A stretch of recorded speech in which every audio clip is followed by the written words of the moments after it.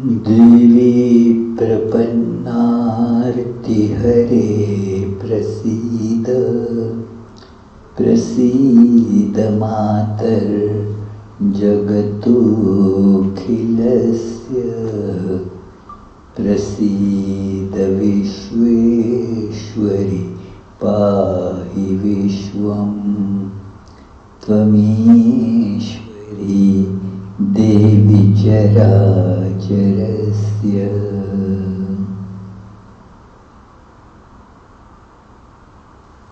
This is a prayer from this book, the CHANDI or Durga Saptashati, which means, this prayer means that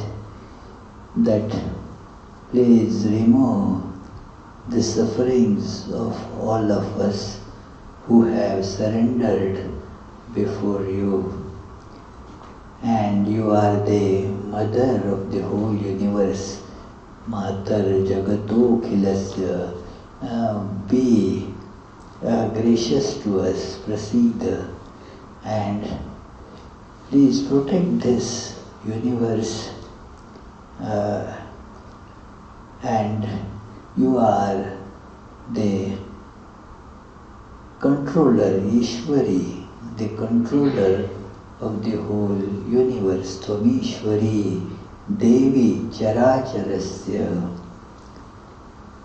Now this Devi concept is in a way unique to Vedanta or Hinduism, that the God worshipped as mother. There is the all-pervading Brahman, which is beyond all forms, names, and is one without second. Now, how this one without second reality manifests before us as multiplicity? There are many, so who made this one to appear as many? And it has been done in such a magical way that it still remains one.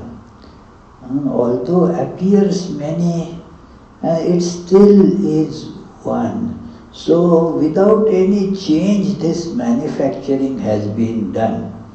In all manufacturing, the raw material is there, and it gets changed into some finished product.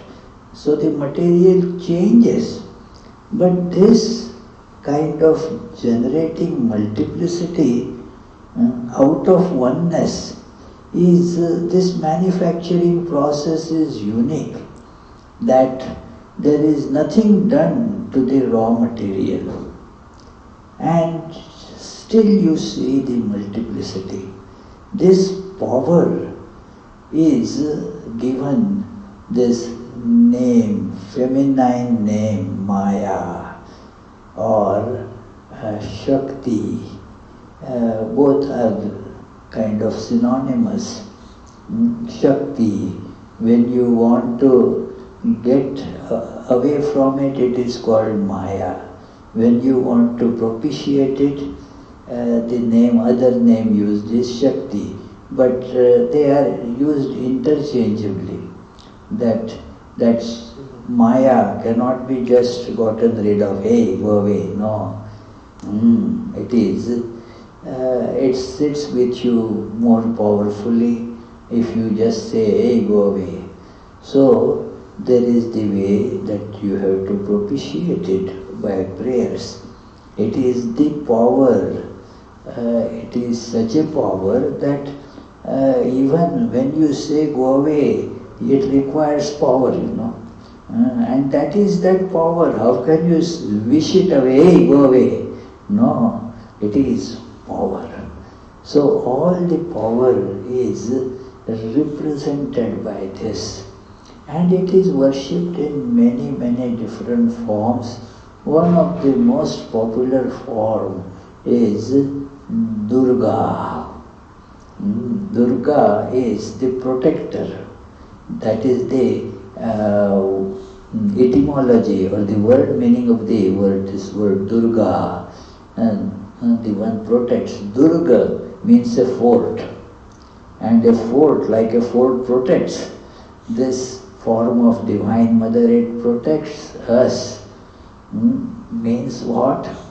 This protection means removes our ignorance, and that is the protection. Perpetuation of ignorance, is a destruction, and removal of this ignorance and establishing us in knowledge, that is the true protection. So, there are of course different texts, but the most popular and most concise is this 700 verses on Mother Durga. In Bengali it is called CHANDI. So CHANDI, because there are two reasons for calling her CHANDI. One is that she killed the demon with the name Chanda. There were two demons, Chanda and Munda. So she killed them. So one reason for calling her is that she killed his demon Chanda. Then the other reason is also there, that Chanda means very powerful and effulgence. So very effulgent and very powerful. That also is the meaning of this word Chandi. And this book contains, a great science of liberation through this bondage of ignorance. So it begins with a very nice story, and this is part of Markandeya Purana. And Purana, this kind of literature, means nice stories. This story, through these stories, the philosophy is kind of inserted in us. So that is why it is read very as a popular book, that there is this story. Although in many cases the story only is held on to, the idea is discarded. That shouldn't happen. That it is, story is a covering, What do you do when you say buy a cake? It is in a covering, in a box. Do you throw the cake and eat the box? Just holding on to the story is like that. It is so we have to open the story and get the content. Open the box of the story and get the content. That is the whole idea. And the story is very interesting. There was the one king, Suratha, very powerful king. But as it happens with the worldly power, the power wanes. Moreover, there is always competition. That if there is somebody is holding the power, lot of enemies, because they also want to snatch the power, become president. Then all, the others who were vying for the power become your enemies. So it is this Suratha therefore had the many enemies, and one enemy king got some of his own ministers joined this enemy, and thus together they defeated this Suratha and took away his kingdom, and he ran away to the forest. Now he was okay, went away to the forest life. But the problem was that he still kept thinking about the kingdom. Now it is gone, but what happened now, my wife, she also seems to have joined the enemy camp. My all faithful ministers, they also have deserted me and joined. But how are they taking care of the kingdom that my chief governor, he was spendthrift. He must have by now just spent all the money, wasted all the money that I had with great care I had accumulated for the welfare of my citizens. He must have now squandered all that. So all these worries were bothering him, that what is happening behind me there. So he was concerned about it. His mind was still going to those things. A familiar story like ours, we go from one profession to another profession, one job to another job. But the mind keeps on hovering, One of my friends, this is a very old story, that he was staying in one house. He had one house, and then he decided that he would like a bigger one because his daughters were getting now old, so they would need more space. And so he bought a new house. I had stayed with him in that old house, and next time I went to stay with him in the new house, and then he said, "Oh, that is mine. The old house is not far, right here." So he said, "Let's walk there." And then as we walked there, he started, as we saw, "Oh, these are the plants I had planted, and this is how we used to," all that reminiscing about it, and then saying, "Well, this new owner is not taking good care of this and this and this." So all this was coming to him, because although the objects go away, our attachments, they don't leave us so easily.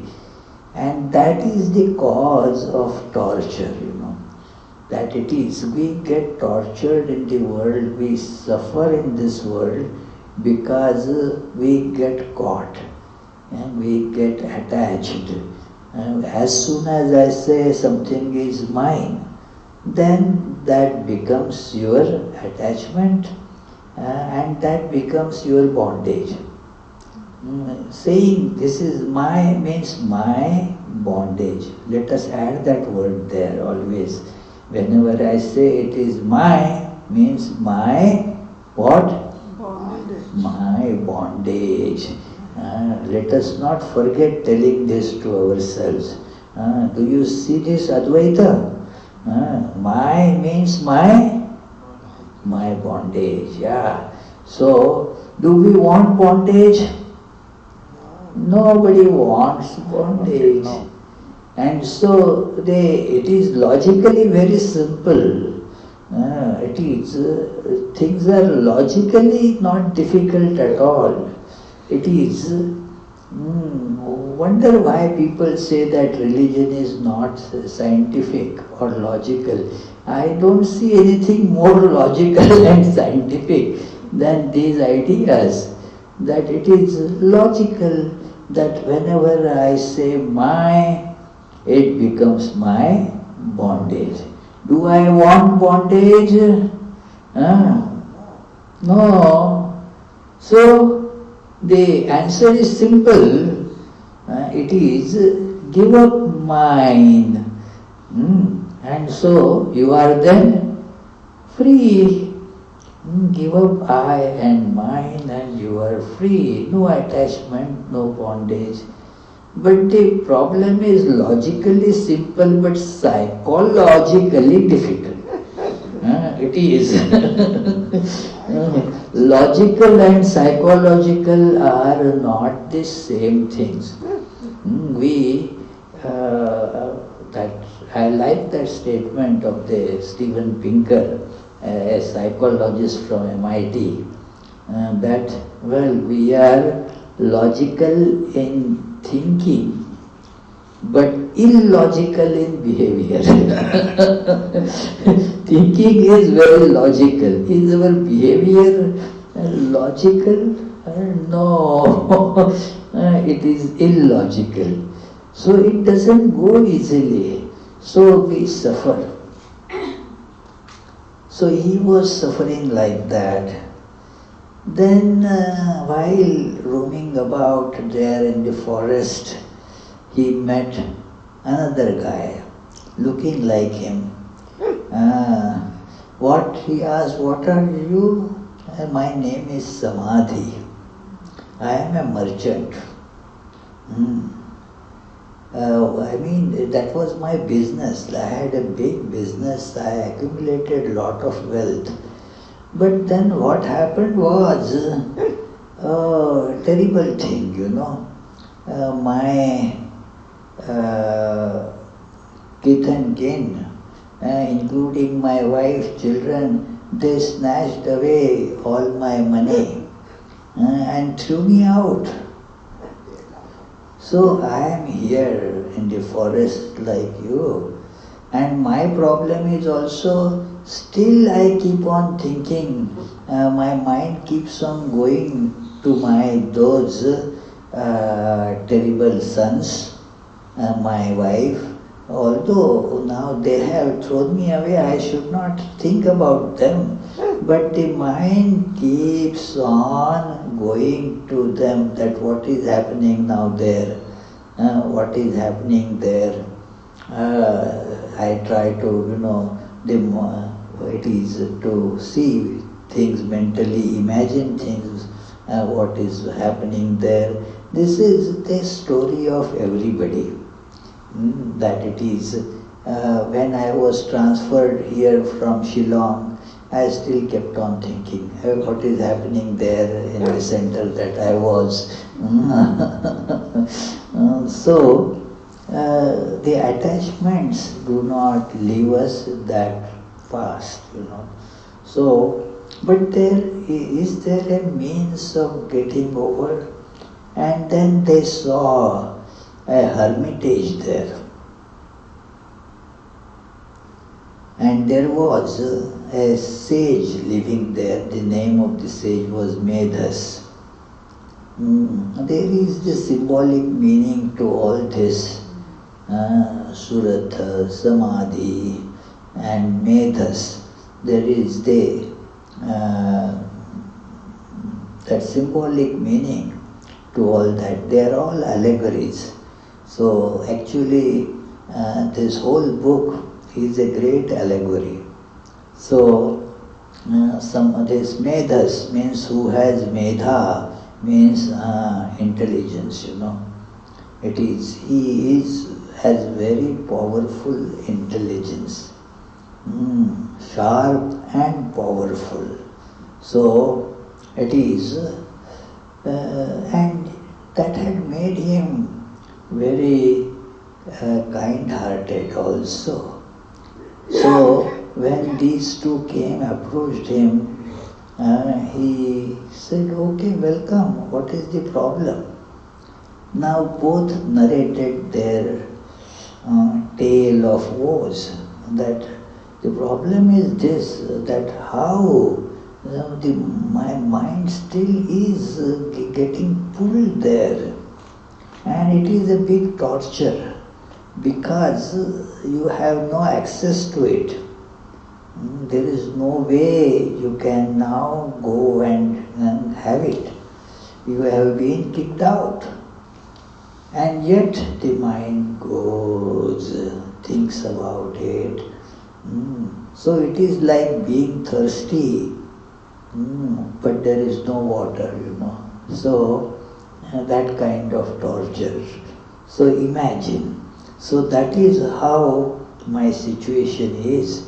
Both of them told this sage, and please tell us the reason for this and how to get out of this. So he started telling that it is no wonder, we are all deluded by this great power, because of which we see that which is not real as real, and thus get caught in it. All our knowledge is of that type, thinking or seeing that which is unreal as real. So, and everybody has that differently. Two people will not have exactly same kind of knowledge. Everybody will be having a different idea, different things. So,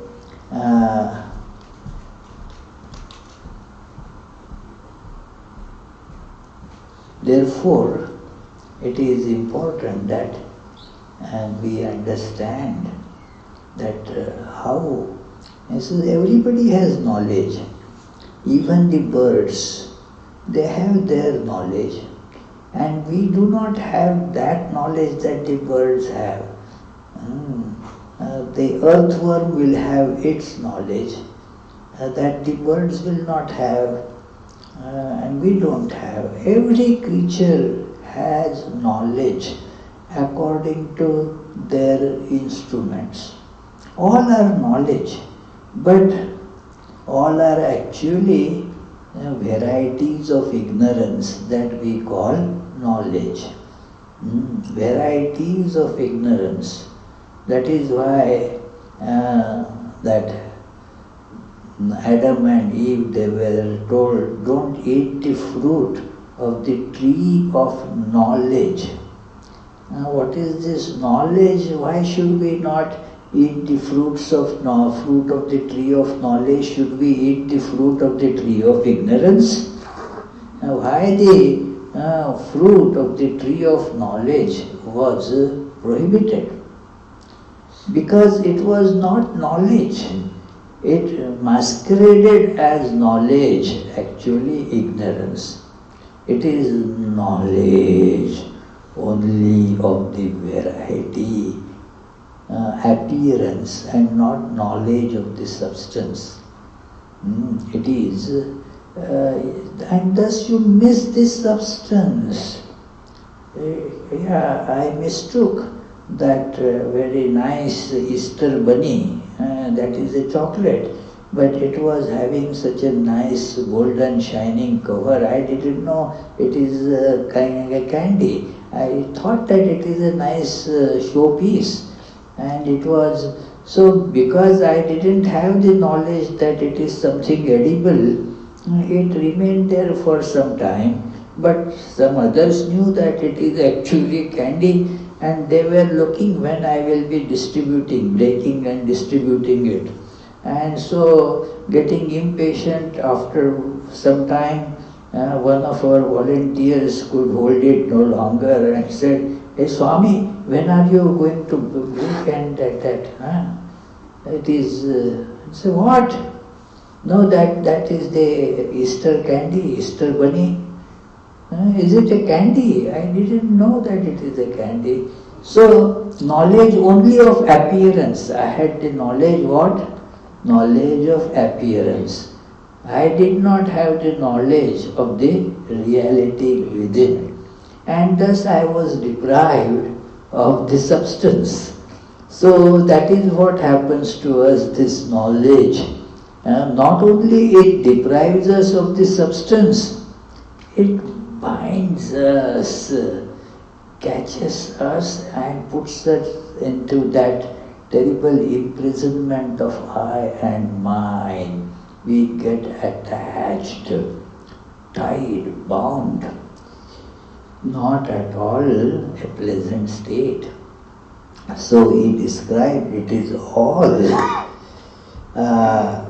because of this goddess.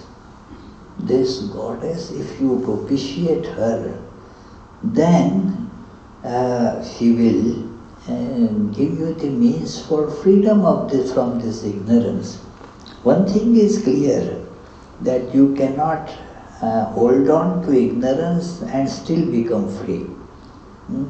You have to have the knowledge of how to get rid of this ignorance. And he said that propitiate this goddess. This goddess will liberate you. She will give you the means for liberation. Then they were all, both of them were quite cultured and educated. They were not going to take the word just like that. Tell us more about it. Tell us more about this goddess. Who is this?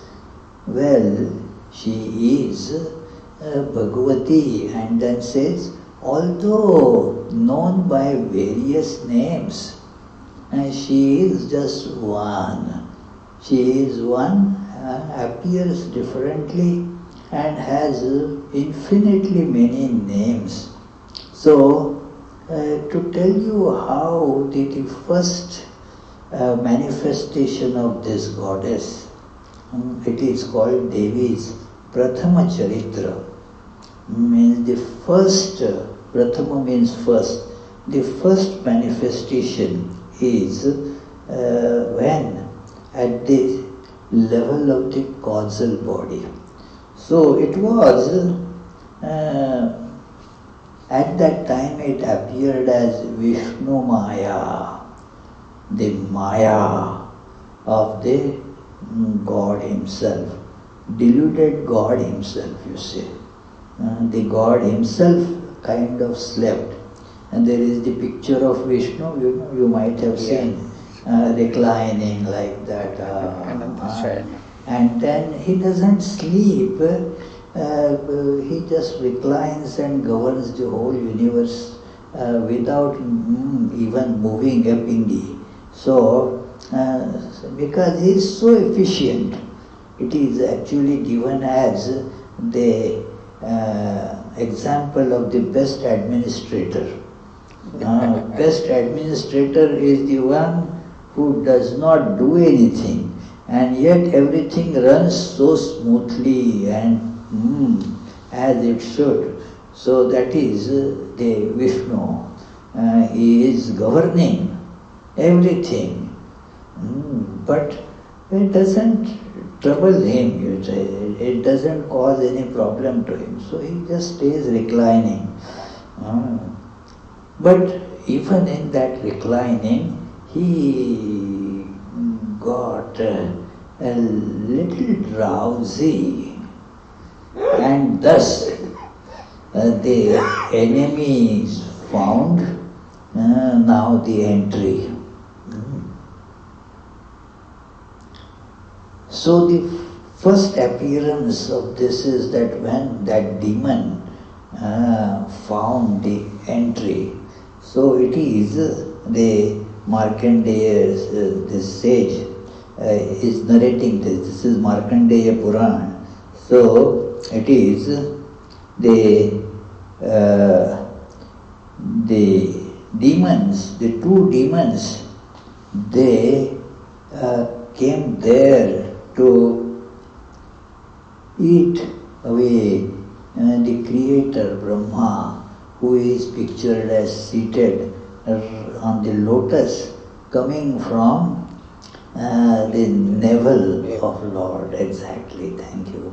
So from the navel of Lord there is a lotus. This is all allegorical, that it is means it is all the manifestation of God.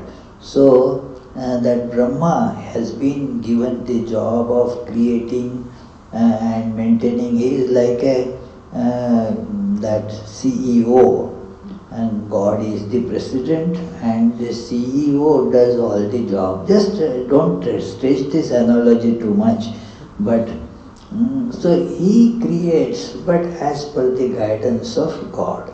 So these two demons, it is Madhu and Kaitava was their name. Again there is an analogy connected with it, Madhu and Kaitava. That Madhu is the attraction, Kaitava is the repulsion. That is what we get caught in.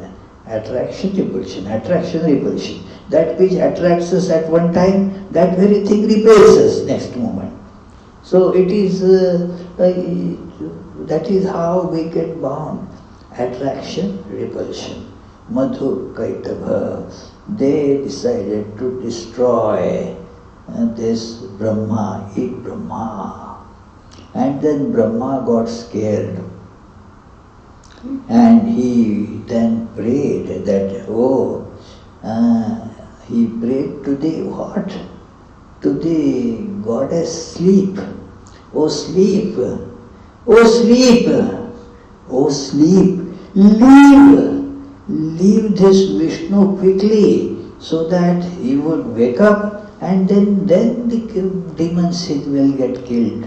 But if you are sleeping, then if you are making this God sleep like this, so leave. The first prayer is very interesting.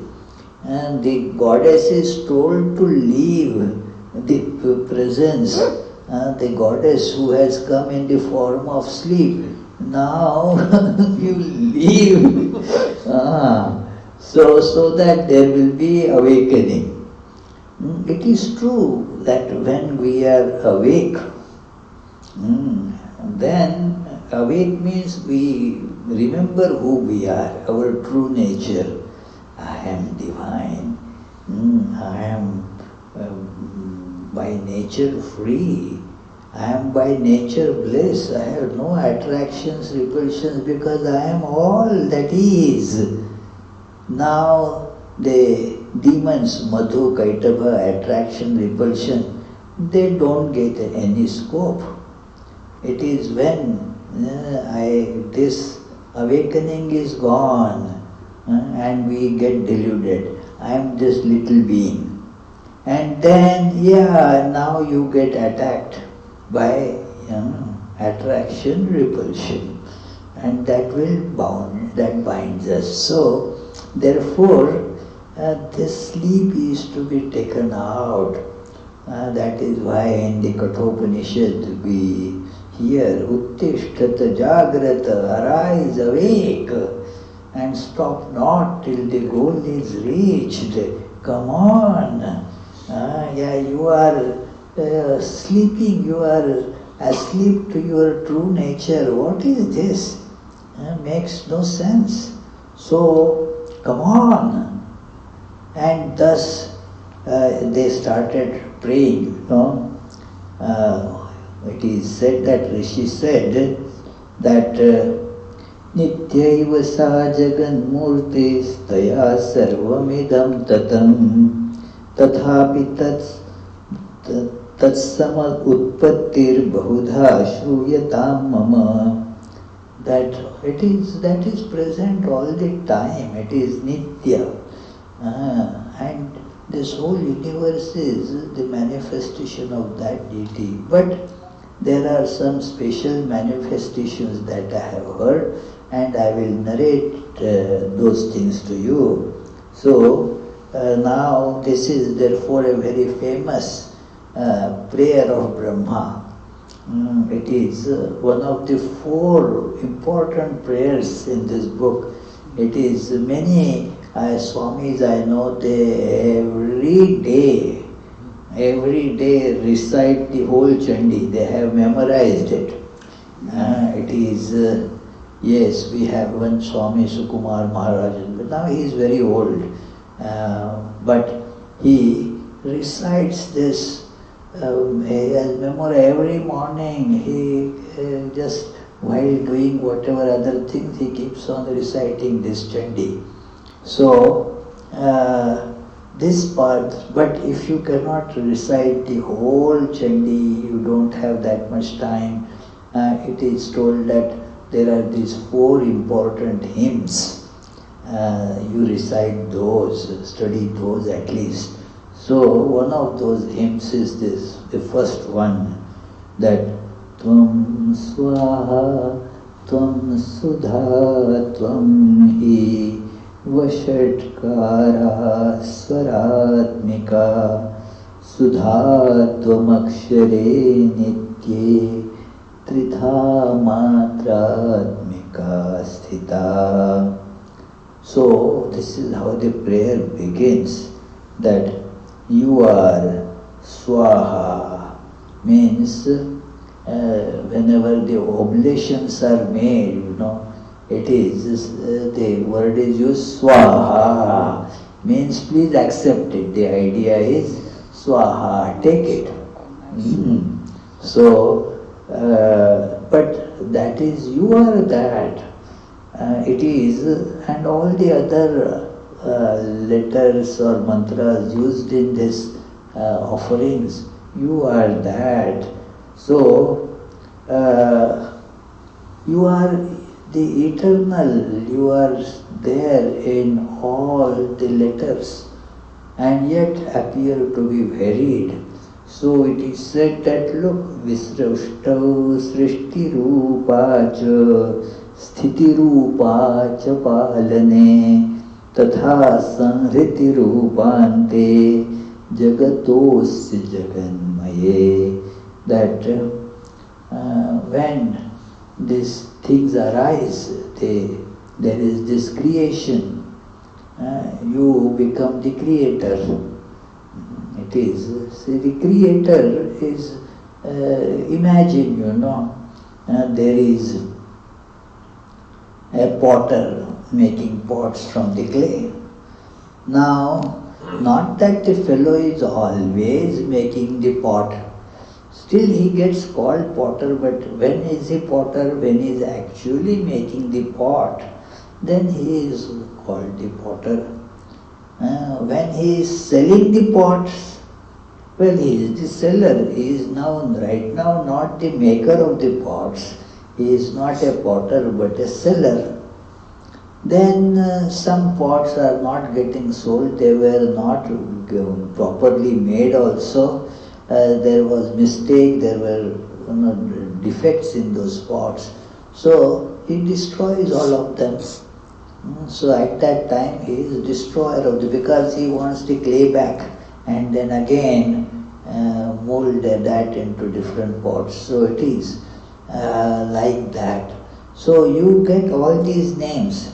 So this is a very beautiful hymn, and it went on that so it is, and they said that thus they requested Prabodham Cha Jagat Swami Niyatam Achyuto Laghu Bodhascha Kriyatamasya Antumetau Mahasurau.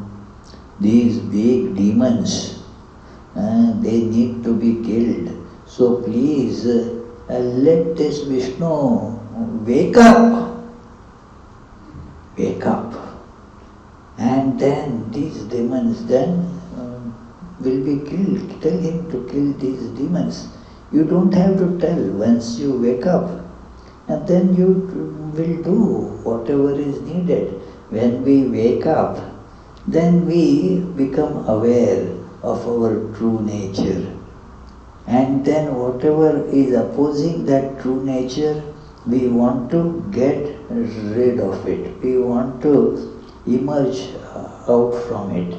So that is how this process is, that wake up.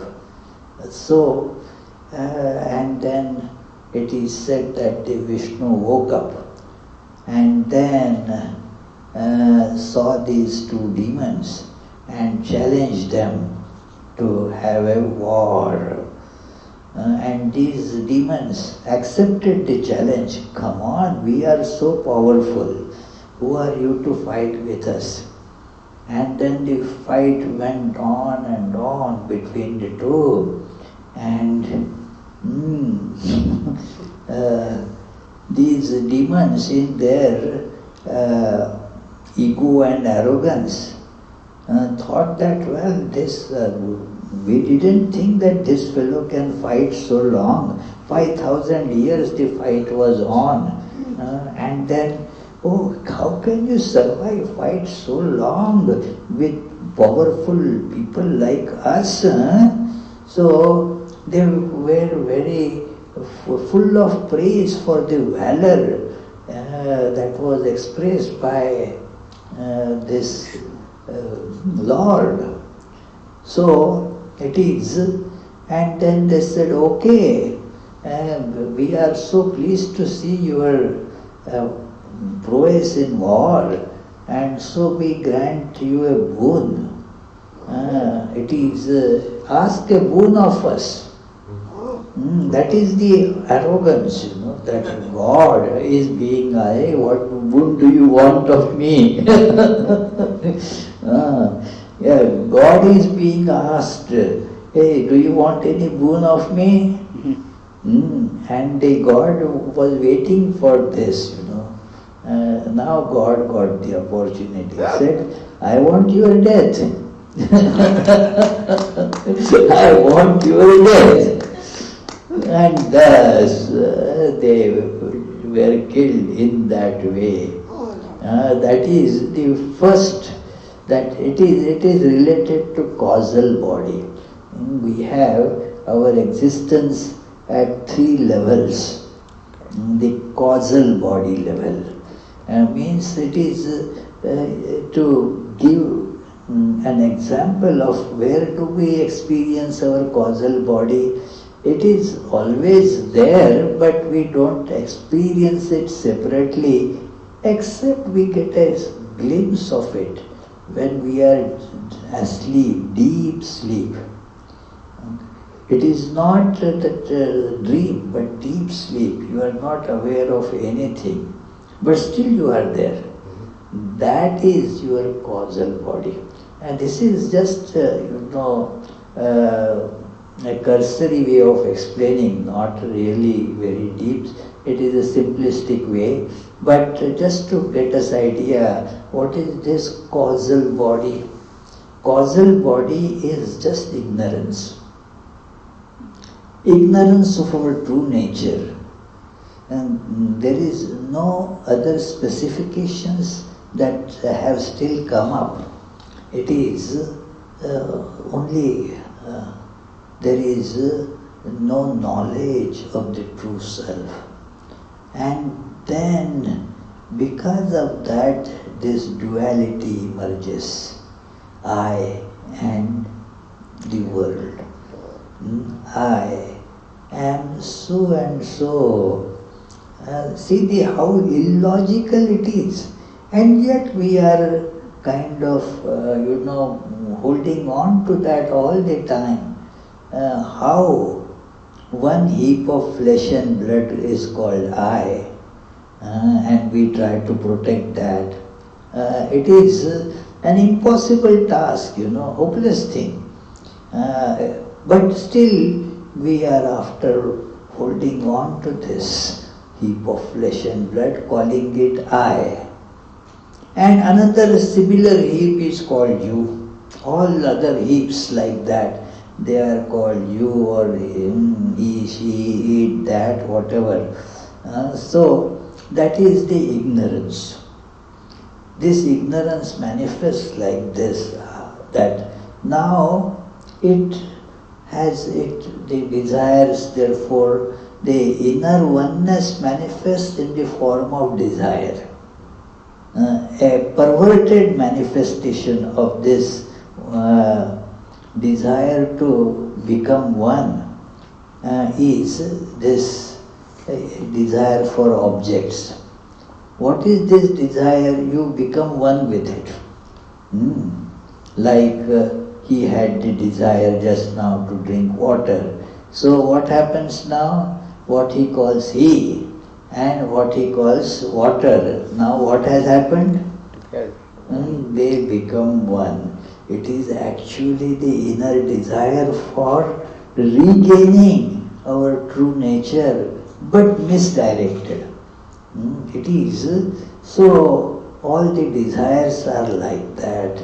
So, and then the fulfillment of desires require instruments.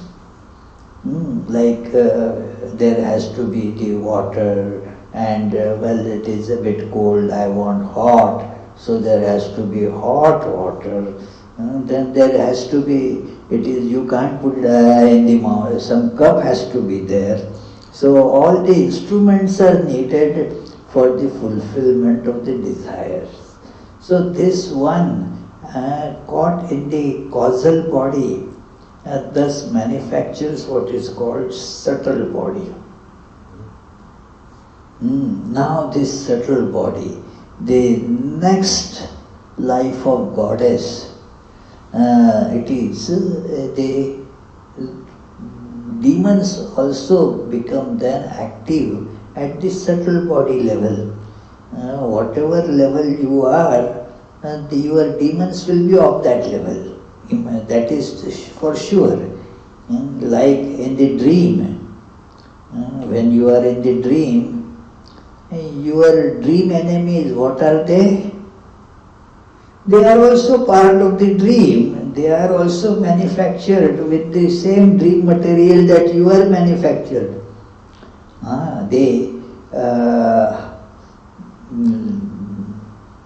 The big grizzly bear chasing you in the dream.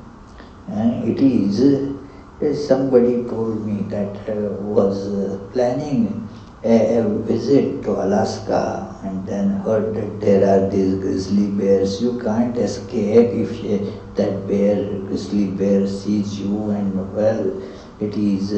So I was thinking about that.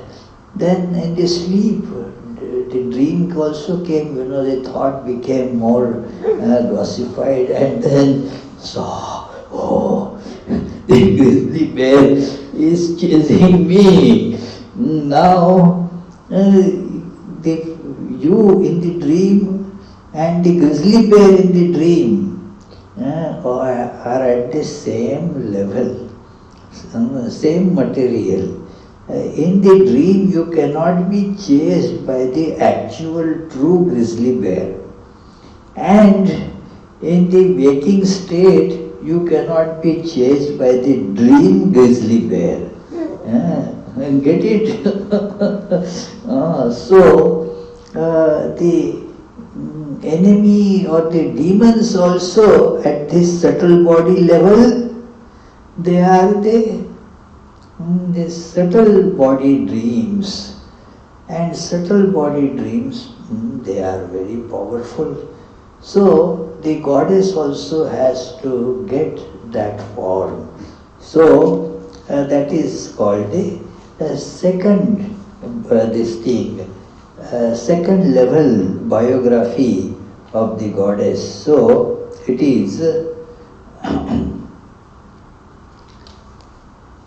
so it is described here that called Madhyama Charitra.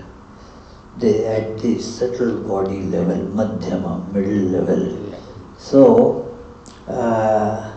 and there were two great demons. So it is that Mahishasura, the demon, is that big ego. Ego is the emperor of this subtle world.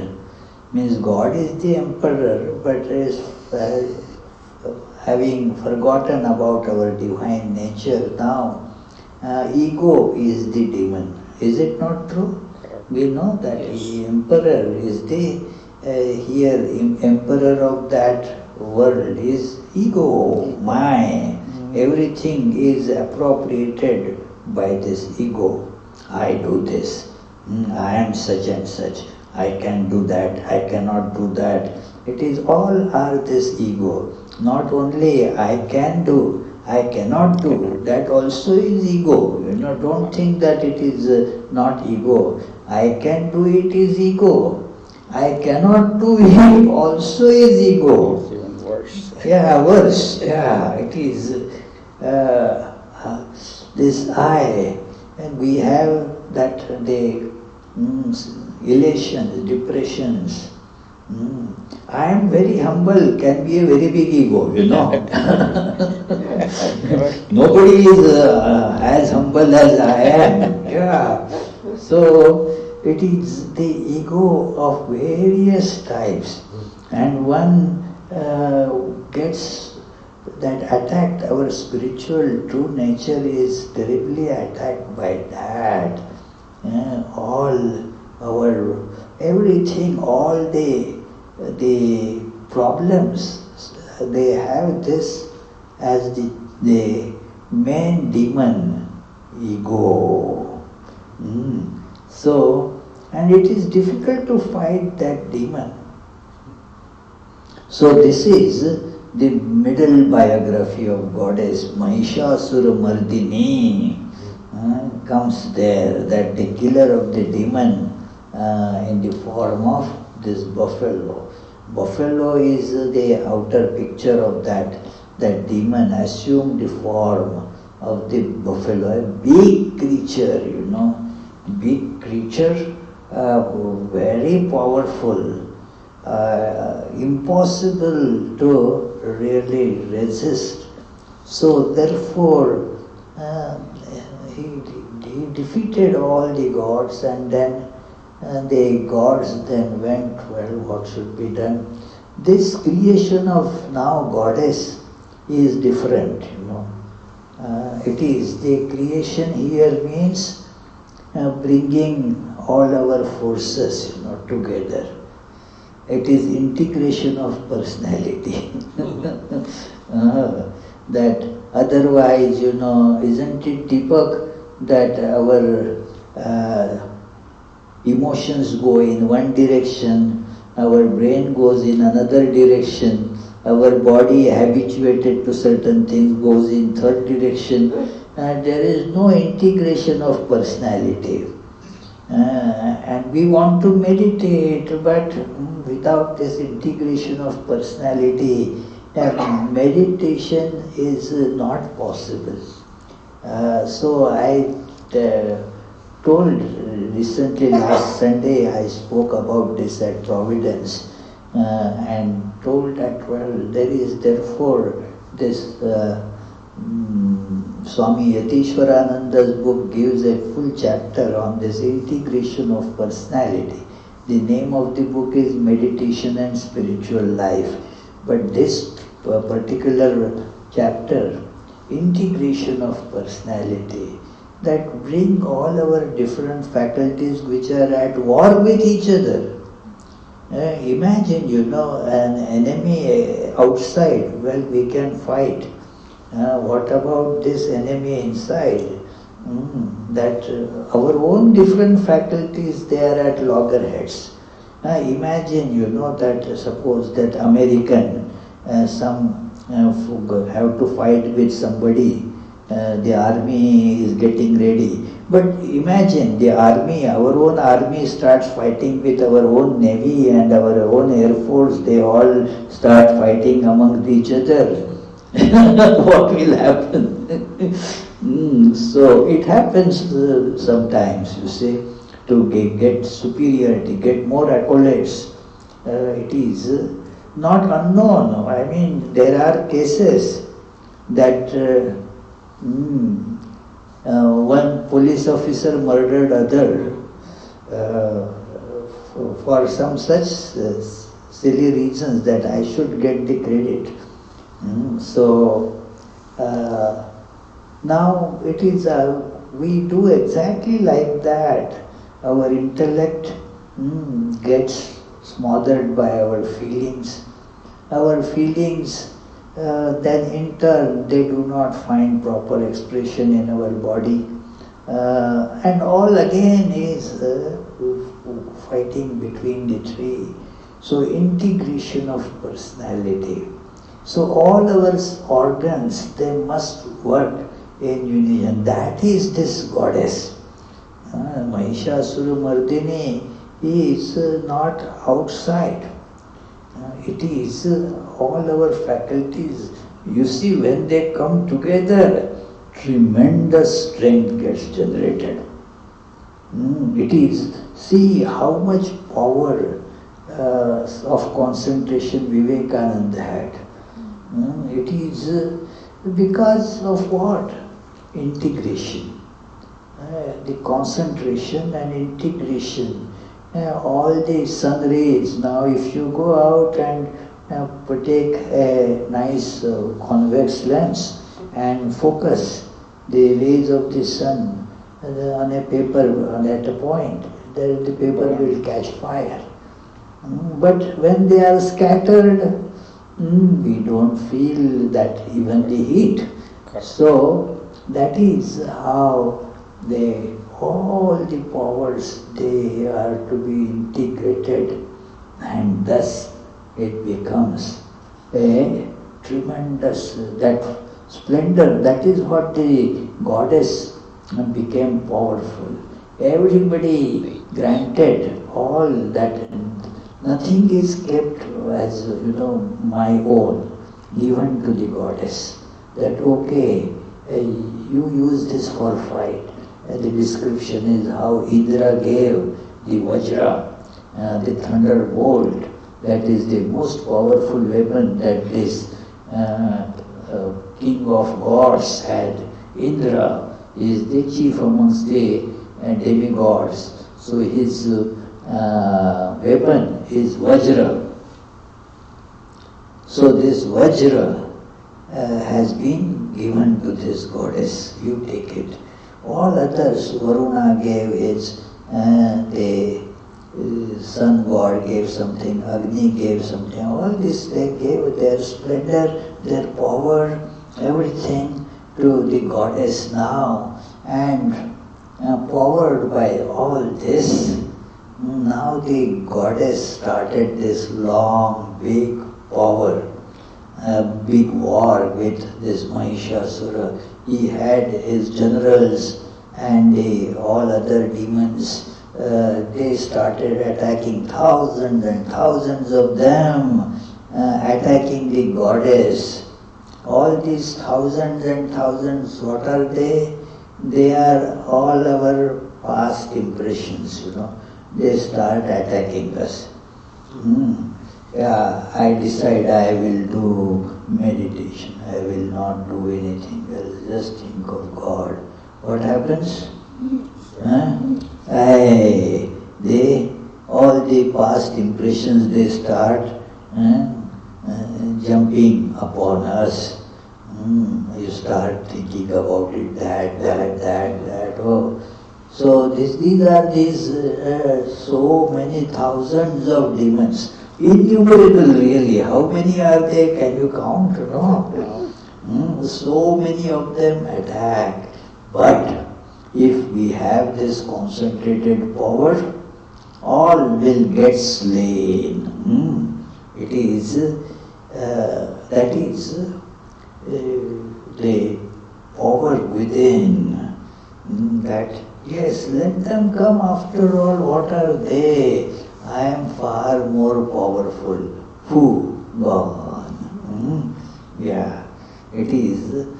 So these demons were all gradually eliminated, and thus the ego was made powerless. Ego, because we feed the ego, so ego becomes more and more powerful.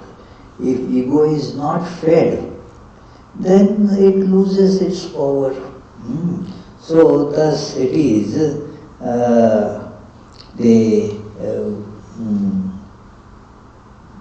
the story continues, a very nicely given description about war is there. So how the Devi's lion attacked the other demons also, this lion, and we have some good instruments. At that lion represents the courage, so we have to have courage, should not get scared. We get scared in spiritual practice. It is, suppose I give up all these things as because they are products of ignorance. But what am I then left with? what will happen to me? That fear grapples. We have to grapple with that kind of fears. So what is the solution? Courage. That is, yes, go ahead. The courage comes, by that seeing that what is there for me. What is otherwise there for me? That is the idea behind this kind of spiritual or psychological courage. Courage is not foolhardiness. That is different. Yeah, it is. The courage is if you do not act, what better situation you are in. Yeah, that conviction has to be, the basis of that. I tell that nice joke I had read many times. I have told here that they usually salespeople, they are just going to sell different things, and they initially in the beginning, when it is the first day of their going to customers, knocking on the doors and then selling, hey, and naturally a nervousness creeps in. What will happen? The first time somebody is giving a lecture, whatever happens, there is that nervousness. It comes. But then the advice given is very interesting. I was very much helped by that advice.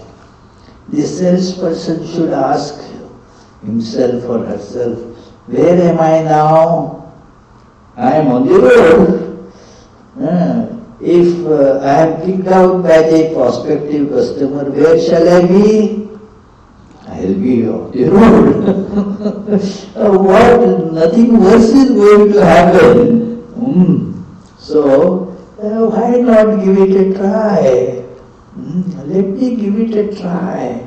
And thus the inner power comes up. So that is, this lion represents that quality of courage. The spiritual life, friends, is not at all possible without courage. Do you get it, Teresa? I am not doing that. I am a different person. All that it is, courage to overcome all that. What am I? Otherwise also I am just languishing here. Go ahead, do it. That is how you must see what we have right now. We have only bondage. And suppose even if we are unsuccessful, where shall we be? The bondage. Nothing worse than that. But if we make a courageous effort, yes, we will be able to throw away this bondage, get rid of it. That is what the lion in the Vedanta literature, and Swami Vivekananda quoted this line many times. Gacchati, nirgacchati jagat jalat, pinjarad ivakeshari. That like a caged lion, but is so powerful, breaks the bars of that cage and gets out. So, like that, a person should, get out of this bondage with courage. And when we show that courage, the things start going our way. If not, they also, our all powers remain dormant, they lose their potency. Our senior Swami in Providence and Boston, Swami Yogatmananda, some of you must have met him. So it is, he used to say that the principle of evolution, Darwinian principle of evolution, what you don't use, you lose. That is true with courage also. That Darwin's principle, it is you didn't use the tail, so human beings lost the tail. Otherwise we had the tailbone is still there. But we didn't need to make use of it as we evolved, so it was not necessary, so it was not used. So then why carry the burden? Discarded. So that is with courage. If we don't use courage, then we lose it. So that is exemplified by this lion. We don't have much time. What is time now? Okay. We have to. The third is biography. Third is again this Devi is called. Third is the fight at the gross body level. It is this gross body level, this ego manifests as this lust and anger, kama and krodha, lust and anger. So that is described here as Shumbha Nishumbha. And they are brothers, siblings, and joined with each other. There is no difference between them. They are not fighting amongst each other. They are together always. That is how the lust and anger are. There is nothing like righteous anger, Righteous anger, I tried to once see what is the people say righteous anger. What I found is that it is the only thing is my anger is righteous. Yours is unrighteous anger. So anger and lust, they go together. It is, and this enemy again, that Mahishasur Mardini had told the gods, okay, if you need me again, pray to me. I will again come for your help, no doubt. And thus, they prayed, and here she comes again, and then defeats this Shumbha Nishumbha by again a big war. So, it is this Devi is praised that you are everything. Please come and help us. That in between this, that beautiful hymn comes recited very often, that Namastasya, Namastasya, Namastasya, Namo Namaha, Ya Devi Sarva Bhuteshu. That words are so significant. You are in everyone, in every manifestation, in everything and everyone. It is you who are manifesting. Ya Devi Sarva Bhuteshu. It is Vishnu Maya iti Shabdita. It is the Maya. You are the Maya of Lord who is making people get deluded. It is Ya Devi Sarva Bhuteshu Chetanetya Vidhiyate Namastasya Namastasya Namastasya Namo Namaha. Everything, even Nidra, sleep, in all beings, they sleep. So you are there in the form of sleep. Yes, so it is all that is your expression. That is how it is. She is praised. Then this demon at the gross body level also killed Shumbha and Nishumbha and their generals, Chanda and Munda.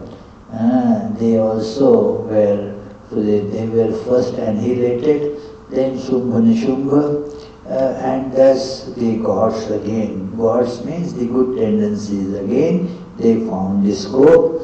So the sage Medas narrated this story, and then these both, Surat and Samadhi, came to the river of that river bank, and then with the sand they made an idol, an image of this goddess.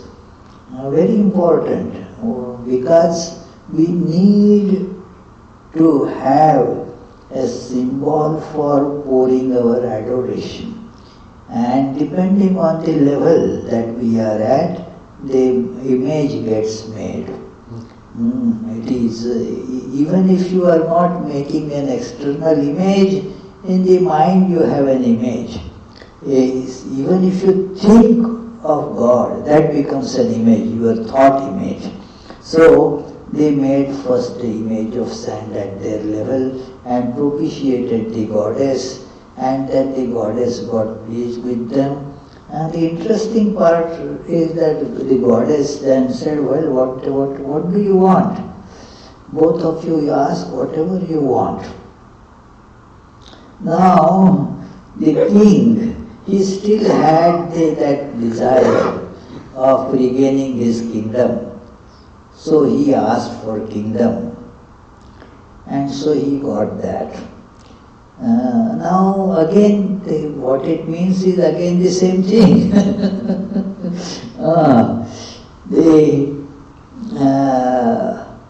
The businessman, Samadhi, his name is therefore Samadhi, more concentration. Samadhi means concentration.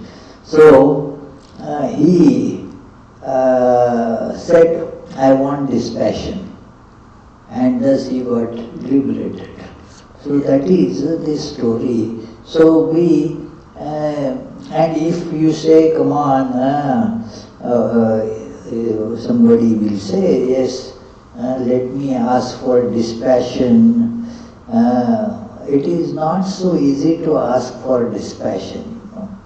It is because what we have so many different desires there. So that desire automatically comes out. Our lips may not say, but does it always do our thoughts and lips, they correspond with each other? And there is something in the mind, and then we speak something. Sometimes it is just about etiquettes and all, that it is, somebody has come, you don't want to see that person, but then what can be done? That you welcome. Please, oh, welcome. It is such a joy to meet you. That is the lips, Here it is, this fellow now is going to, now my half an hour is gone. So it is, so therefore this Samadhi had really understood that there is nothing in this world except the God. So he asked for dispassion and thus got liberated. So this is in brief we today on this auspicious occasion. This period is of mother worship. Today in Bengal they worship the goddess as Lakshmi, Lakshmi Puja. Then some places they worship Saraswati. Some places they, like in Maharashtra, they call it Kojagiri. So different expressions of God, the goddess, they are there for worship.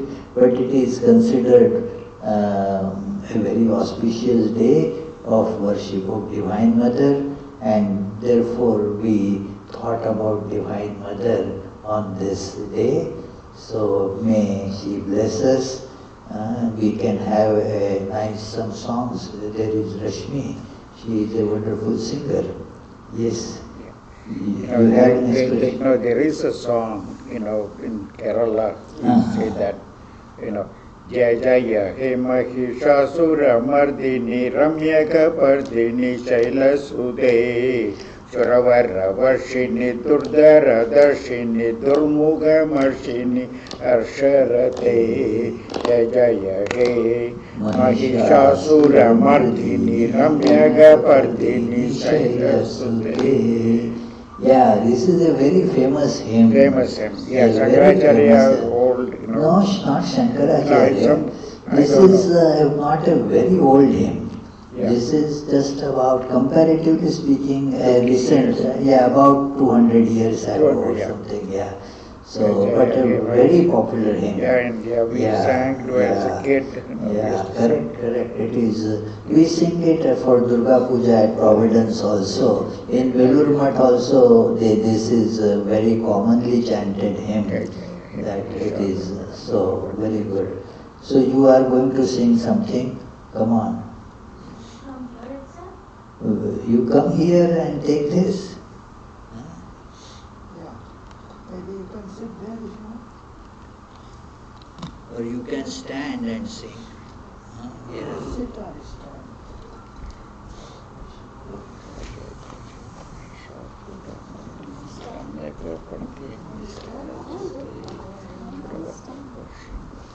Okay, whatever. Provisions are there, all provisions are there, whether you want to sit or not. Your choice. It is on. You can do that. Or just hold in front of your mouth, that will do. You see, you do have the sense of very good. Yeah. Yeah. Yes, but then don't move about. Otherwise this will fall.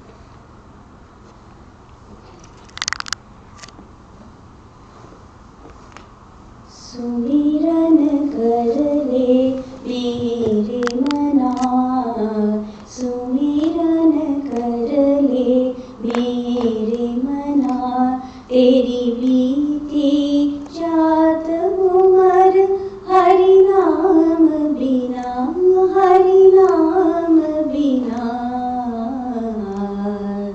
सुमिरन कर ले मेरे मना, सुमिरन कर ले मेरे मना, कूप नीर बिना देनु शीर बिना, कूप नीर बिना देनु शीर बिना, धरती नेह बिना,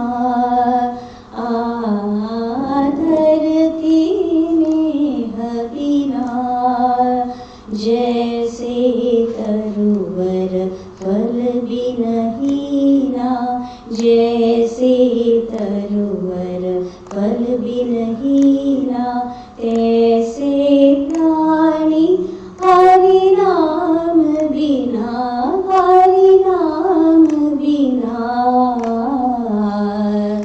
सुमिरन कर ले मेरे मना, सुमिरन कर ले मेरे मना, देह नैन बिना रैन चंद्र बिना, देह नैन बिना रैन चंद्र बिना, मंदिर दीप बिना,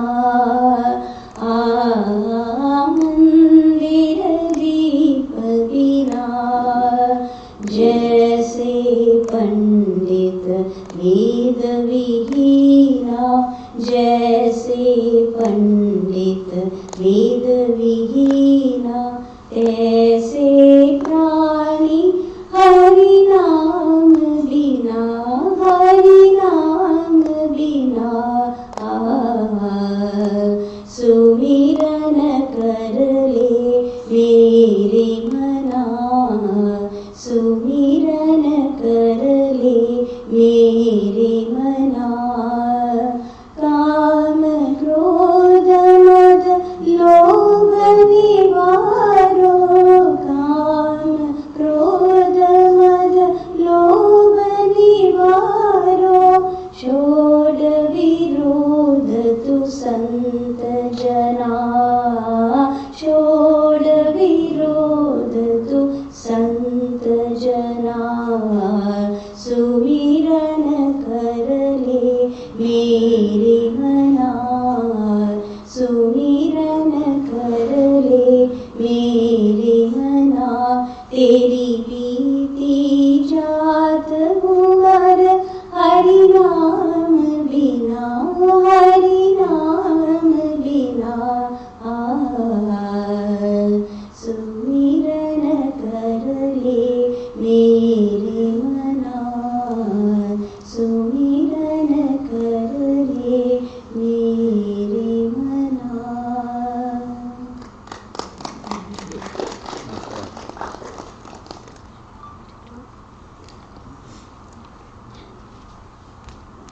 Okay then, friends. Next month, the first Sunday will be suitable for me. November. November 10th. No, November, whatever is the first Sunday. Okay. Let's see what is the first Sunday of November. 6th. Yeah.